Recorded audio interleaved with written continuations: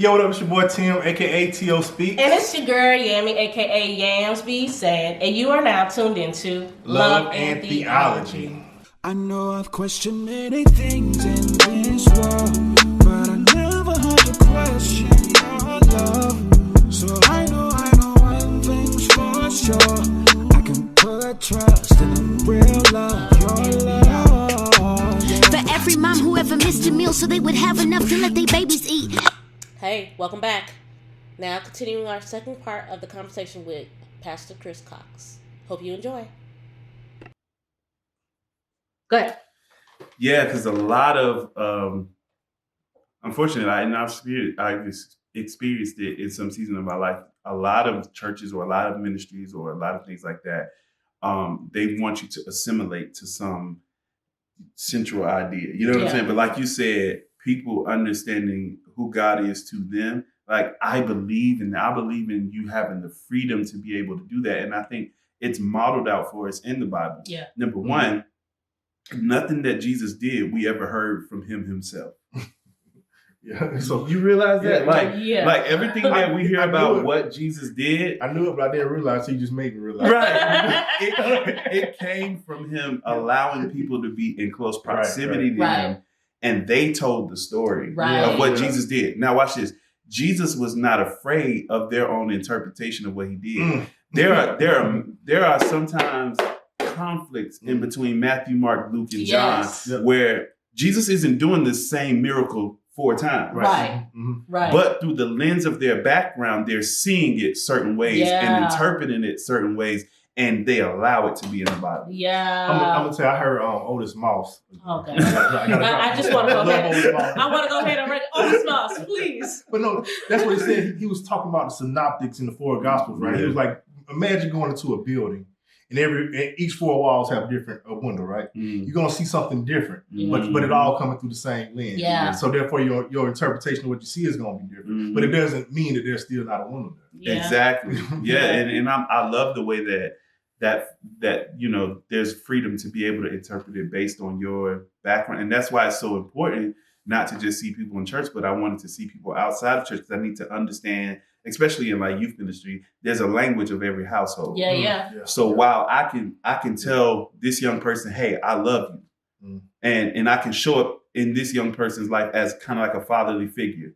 I can't show up like this for the next person because they've been so hurt by their father and they've never heard the words "I love you" from a man, or the language of their household says if a man tells you "I love you," then he's homosexual or something. You know what I'm saying? Right. So like you have to learn the language of every household so that you can effectively walk with people. Right. You know what I'm saying? And it's when you take time, and I'm not just saying that you have to do that when you're in ministry. You have to do that as a Christian. If you're gonna be Christ-like, you got to take time to walk with people and to show up in the small details of their lives, because we get to see a lot of these like huge miracles that Jesus did in the Bible. But I love the way John closes out his book in the Bible. It's become my favorite scripture now. In the way I try to live my life, he closes out his saying, and there were so many other things that Jesus did that if we were to write them down one by one, there isn't a world large enough to contain the books so good. That would be written. He said, look, out of all this stuff we're telling you, there's still so much more that there isn't a world large enough to contain the books that would have to be written. And I'm thinking like, he must be talking about the small things that Jesus did when he passed somebody. He was like, hey, bro, your sandal untied. Right. You know what I'm saying? I love you so much not to let you trip over your own shoe. Right. You know what I'm saying? And if we live like that, we could make an impact in this world, like for real. So I'm trying to fill up the world with some books of the things that God let me do to serve people. But here's what we've been kind of saying this whole time, right? The canon did not close because the Bible ends with Revelation. Yeah. You know what I'm saying? Like it's ongoing that God has been providing revelation to people throughout the globe in this, in people like Chris Cox, in this podcast platform, or whatever. And I think what you said was really important, because another book that I was reading was Jesus with and without, the Bible with and without Jesus. Right. And one of the points that they advocate for is that, you know, a Jewish person might look at the Bible in one way, and then the Christian might look at the Bible in another way. But the important part of that is that we don't look at we don't dismiss the other's perspective or look at or count them as other. Yeah. And I think that that's what we do, which makes us ineffective in ministry in general, right? Yeah. We look at our way as the only way. And in addition to that, we leave out the opportunity for people to, I don't know, it's not assimilate, but we don't make room for people to bring their own context or their own understanding. I remember, like in seminary, they introduced something to me. Like they had us, and they introduced like psychics to us, right? And when they did that, I was like, "This is crazy. What is going on?" Right? But you know why they did it? After it was all over, it was like, now how would you minister to this person bringing the Christ? Yeah, how would you be effective? Like, how would you be effective in ministry? That was the whole point. At first, I was like, I won't minister to him. It's like, no, but what if you got to? How would you just Bible beat them? You can't just Bible beat them. You gotta meet them. What you said, you gotta meet them where they at. I see that so many times, man. Like people that I always kind of smirk even when I see people standing on the corners with megaphones yelling at people. And I'm like, Jesus is coming today. Right. I'm like, do you realize the most effective way to really to begin ministering to somebody is just to ask them what their name is? Yeah. I remember one time I was at a Texaco with one of them open air preachers, right? They was on the corner preaching. I was getting gas. He told me I was going to hell because I was public gas. He said, because Jesus walking, you got a car. Right. Jesus walking. Like, I said, okay, Yeah, but I got a car today. That's what they do. I'm going to No, hell. but that's true. That is probably the foundation of why we maybe started this podcast, right? Because there is a world out there that needs to know that it don't have to be like that. And I think I said this about like one thing I appreciate about the Muslim faith, and I think it's important to how they effectively kind of minister to their kind of specific group of people, is that they look at the need, they take care of the need, and by virtue of taking care of the need, they integrate their religious source. Exactly. And that's why, like, when you hear a lot of people that come home from prison, like they Muslims now. I worked inside of prison. I saw how they actually have. You have a group of Christians, right? And you have a group of Muslims. The Christians usually don't go and embrace them. Yeah. Right? They don't do it unless you go to them. Yeah. But the Muslims, the first thing they do is start embracing that brother that comes. So It's they start to earn the right to have influence. Which is crazy. If the goal is really to shift the outcome or the behavior of someone, then you have to earn that right to have influence. So like one thing that I've been doing, like, because when I have a lot of conversations with youth pastors and youth leaders, because really the next generation is like, they kind of bump against that. Like if you're not invested in me and you don't care who I am, then I'm not giving you my ear. Like if you didn't get my heart, you're not getting my ear. And I tell them, I say, well, to be effective, we have to first give people a place to belong before they believe, and where they can believe before they behave. Oh, that's right. So like, if you haven't embraced me to show me that I first of all belong here, me, who I am, my personality, you know what I'm saying? Because God there's something inside of them that may be, producing, the wrong fruit right now. But if you can take that and then, insert the seed of what God really wants to do with this person, and you can show them, hey, you belong here, then I might start to believe what you're saying. Right. And I'm not going to behave a certain way until I believe that I'm better than how I'm behaving. Yeah. But we try to get people to behave before they even believe. Yeah. And we want them to believe before we say, hey, you belong here. Yeah. I remember I got into this debate with this guy. He's a mentor. A lot of people want to go to him for mentorship, right? He says that, well, if you want me to be your mentor and you ain't reaching out to me, I'm not going to reach out to you. And I said, I don't agree with that. If I've been called to mentor somebody and my mentee ain't reaching out to me, if I'm calling them, I'm going to reach out to them, because you don't understand why they're not reaching out to them. Maybe they don't know how to. They're embarrassed about the situation. So if you're going to be a mentor, you have to do those hard things. You know what I mean? But it goes back to what he was saying about your why, right? Right. So like, what is your ultimate why? If you feel, if this is a part of your calling for real, then your why is it involves going out and making the connections necessary to keep that fellowship bond going. Right.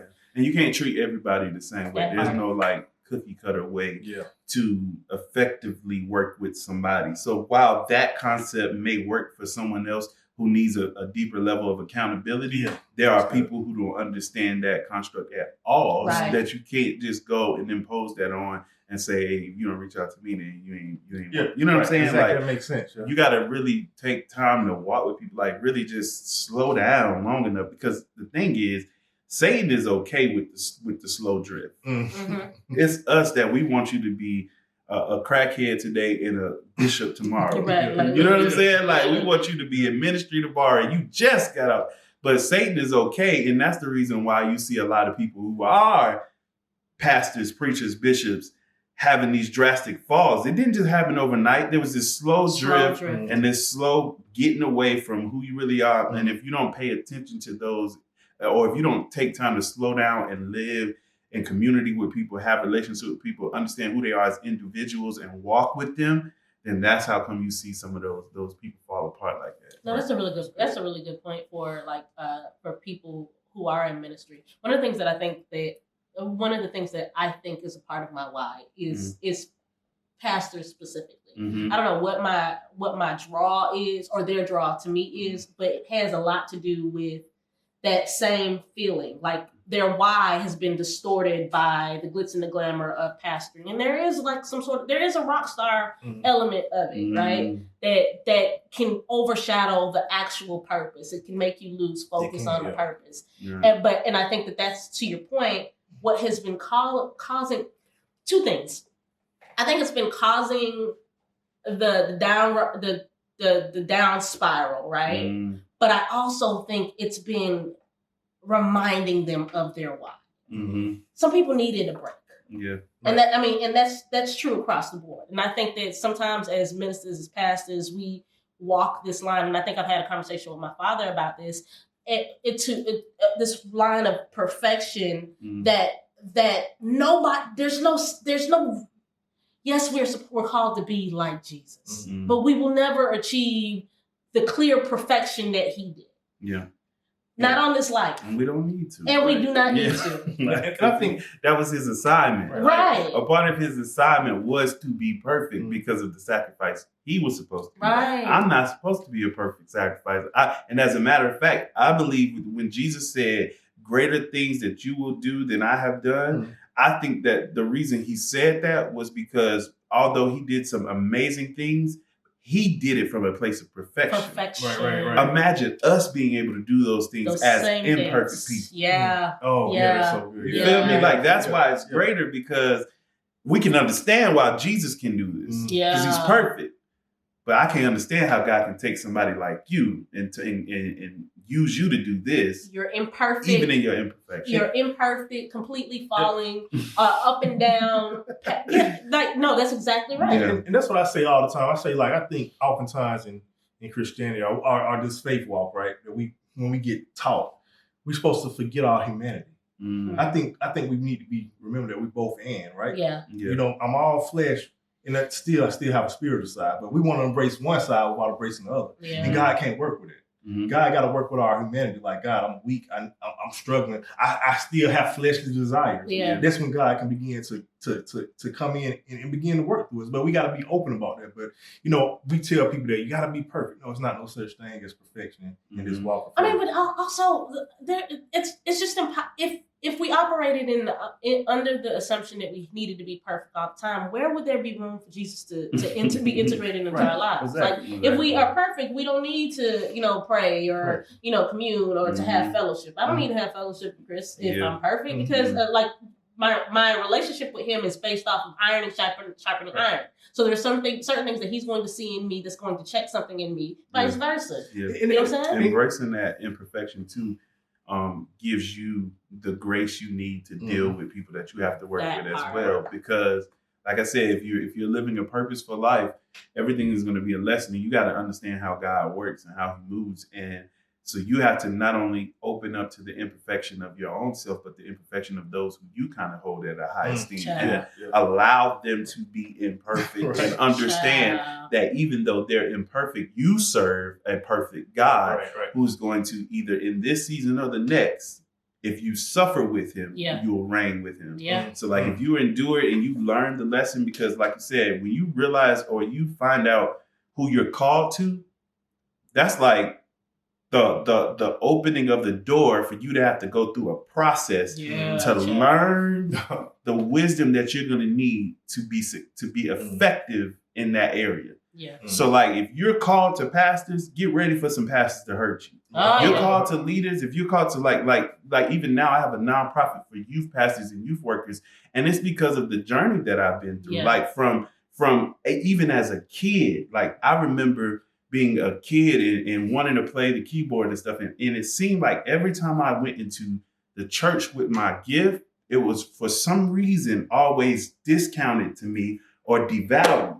You know what I'm saying? And so he touching on something. But I had to continue. I had to keep going, and I could never take it personal. Right? Yeah. You know what I'm saying? So every season that I've ever been in, yes, there were some things that may have been done, said, or whatever that hurt. You know what I'm saying? Mm-hmm. But I also understand in the next season how those same things that hurt me helped me if I decided that I was going to be better and not bitter.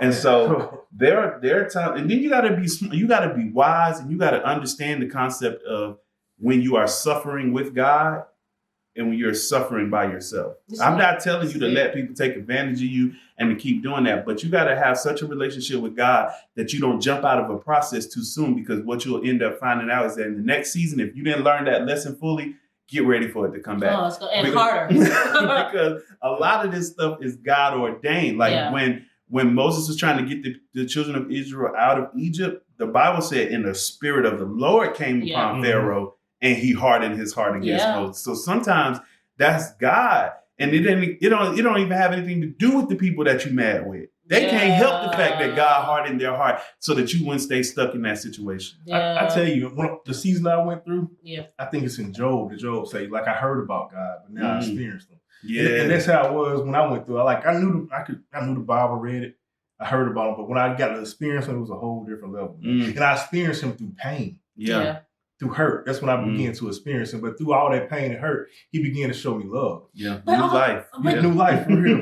But even and I'll tell you too, it began to mess up my theology of what I thought about God too. Yeah. When he began to speak to me in them dark places in the bedroom sometimes, I was like, man, God, you showing me something I don't like, but I love it. I mean, we're the only species really that fights against the process of things dying off. Mm-hmm. Yeah, right. Like those trees out there right now don't have leaves, and they didn't like they weren't like, hey, I need to keep these leaves. Keep them close to me. You're not gonna leave. No, they let the leaves die off because they understand in the next season they're gonna grow again if I stay rooted. So like you don't have to fight against the process of stuff dying off and things going, like, let it go. Like you serve God, the giver of all life. Yeah. Like, and he's going to, in the right timing, produce such a beautiful flower or whatever it is, you know what I'm saying, out of what you allowed to even die. So it's real. I'm listening to him talk about that, and I'm thinking about when we were planting seeds. Or when we were gardening. Like in 2020, we took a kind of gardening.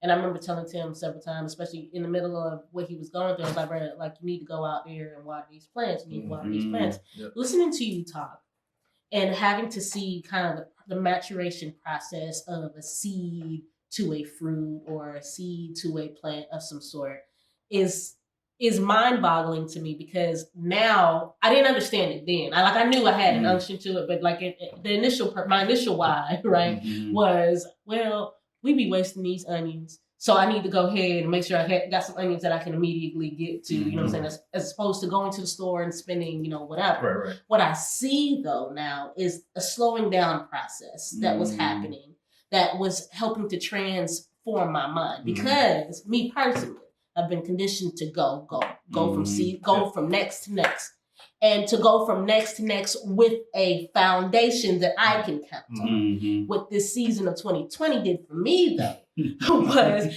it bounced me from next without a pathway. Right.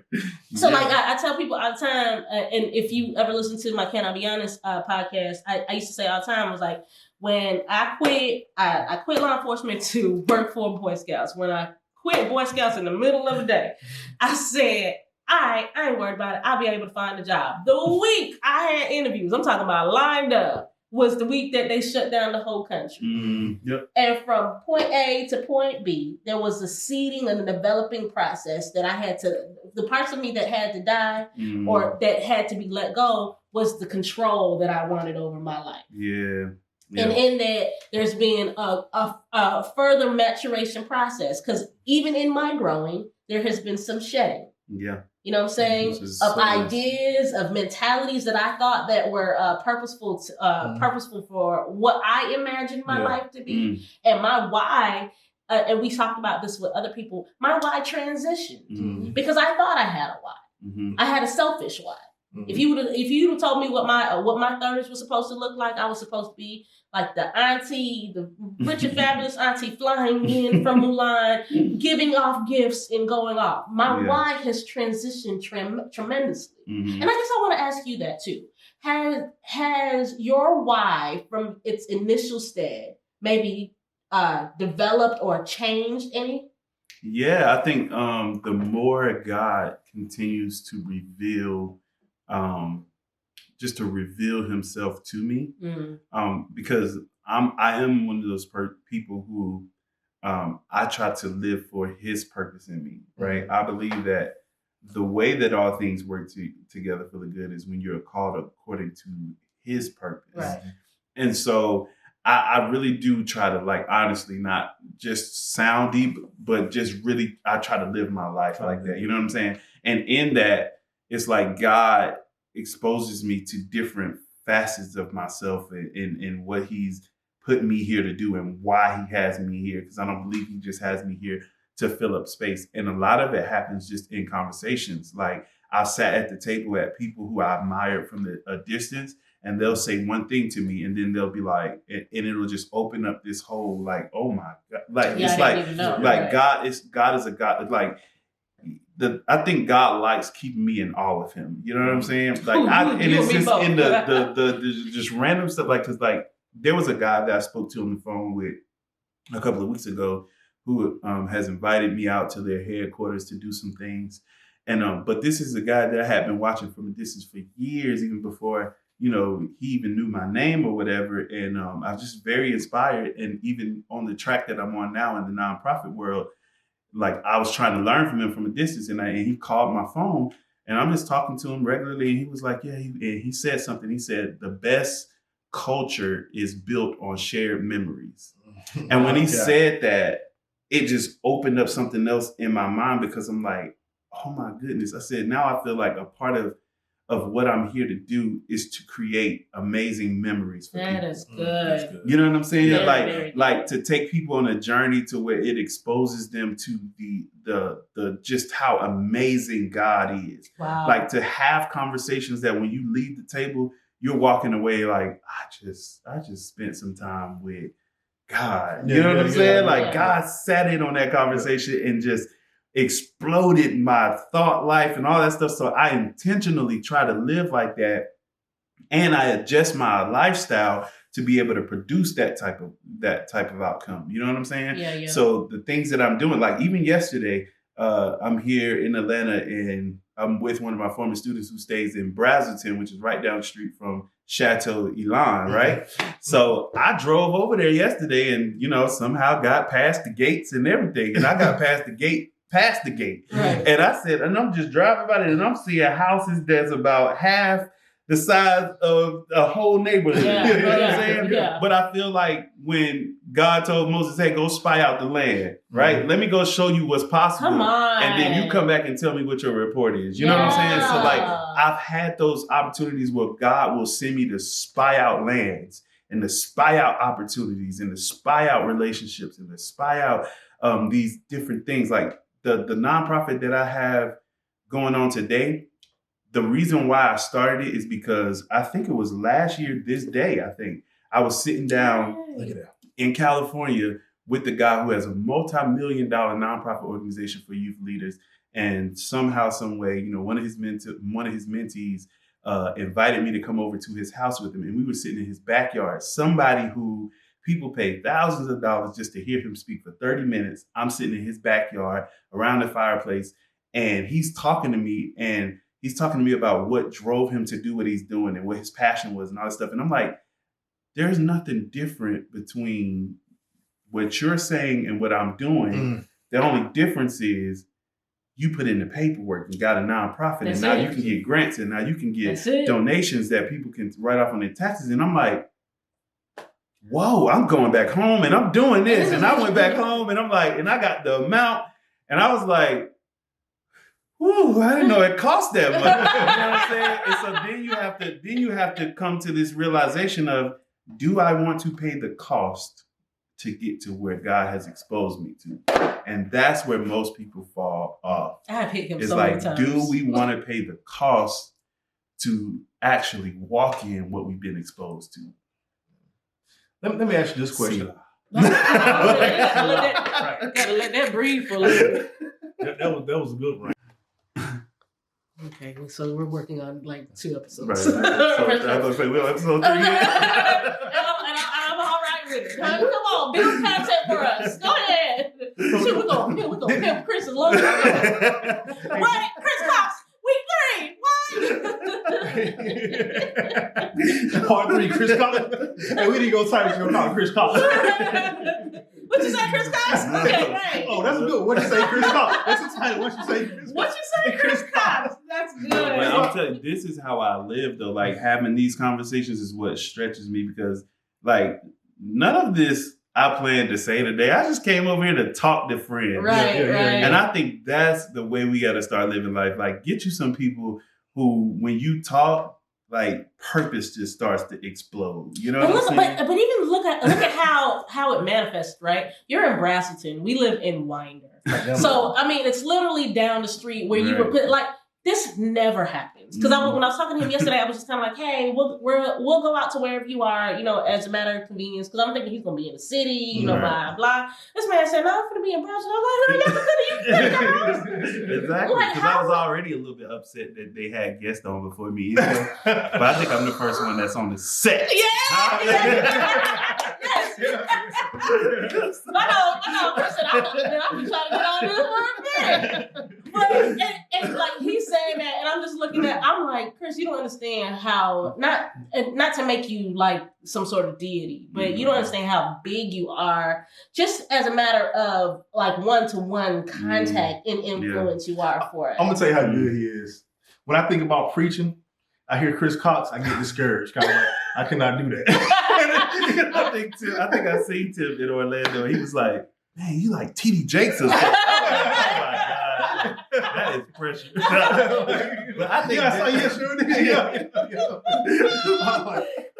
can I do that? How can I do that?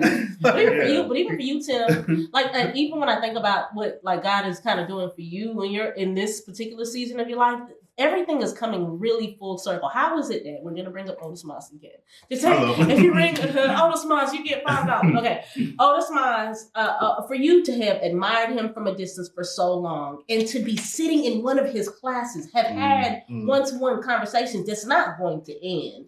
Like all of this, like the good outweighs the bad, even though we didn't see it. But it's crazy. If I wouldn't have went through what I went through, it would have never happened. It would have never happened. Could it be that God lined this up for? Literally on purpose. The same way that he lined it up so that out of all the places that Chris could have been staying, he was staying, 15, 20 minutes away? Mm-hmm. Like, I believe that I honestly believe that my steps are ordered by God. Right. You know what I'm saying? And so every day I get up and I'm like, okay, God, let's carry out this order. Like, what are we gonna do from the like in like honestly, this is how I am sometimes. Like, there are some days that I get up and I seek God about what I should wear.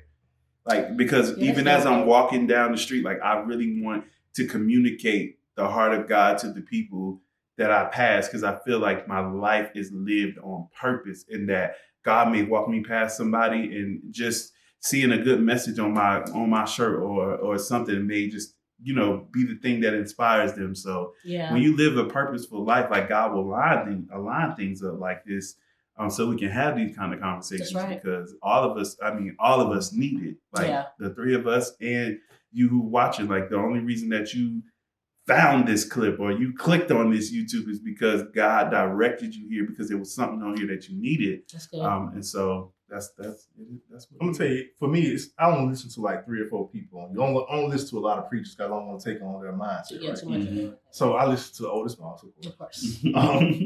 Howard, John Wesley, and Chris. I do. I find him on YouTube. Every now and again, like Chris Cox, and I go listen to your sermon I like quite appreciate often, that, man. I do. No, but it's That's how much I love your word every time it comes. The way that It's you deliver refreshing it every is time. It's every single time. very, very. You can tell it coming and it's from. because I like having conversations. I think a lot of my preaching is an overflow of conversations that I've had. Mhm. You know what I'm saying? So like that's the secret sauce behind it all. And even when I am communicating from the pulpit, I'm trying to have a conversation with who I'm talking to. Mm-hmm. So like a lot of times after I speak, people is, I feel like you was talking directly to me, because that's what I'm trying to have a conversation, and I'm bringing myself to the table. So like if I love to have fun, if I love to laugh, and I love to do all that stuff, I'm not about to change my voice and be super deep and come. No, bro, I did it. Like and no shade to anybody that does that, because that just may be effective in how you doing it. But when I got into this, I didn't feel like I was a preacher. Right. You know what I'm saying? Yeah. I'm like, God, I ain't got no preacher voice. I can't hoop. Right.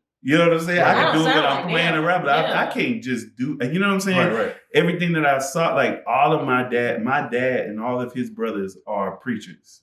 And so like, I was like, I don't see myself, a copy of anybody else. And God was like, that's because I didn't call you to be anybody else. I called you, and I want to use what you have. And that's what I've just been doing. Like I just have conversations with people, and it's an overflow to what happens on different stages. And just stay true to who I am.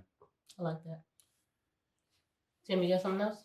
That's it. I mean, We got 3 episodes, guys. Yeah. That works for us. So, go ahead. No, wait. What you gonna say? It's probably the same thing you was We'll going to say. say it first. What's your theology? Oh, yeah. Yes. Okay, so we'll close out. I feel like we be forgetting to do this sometimes. But It's so good. It was so good. All right, so you know that at the end of most of our episodes, we ask the question, what is your theology? Give a little sermonette, you know what I'm saying, based off of what you said. Now, you've already dropped some jewels, but give them one more jewel to take us on home. So I guess I would say mine is, one of the sayings I have is that you don't have to become what happened to you because of what happened for you.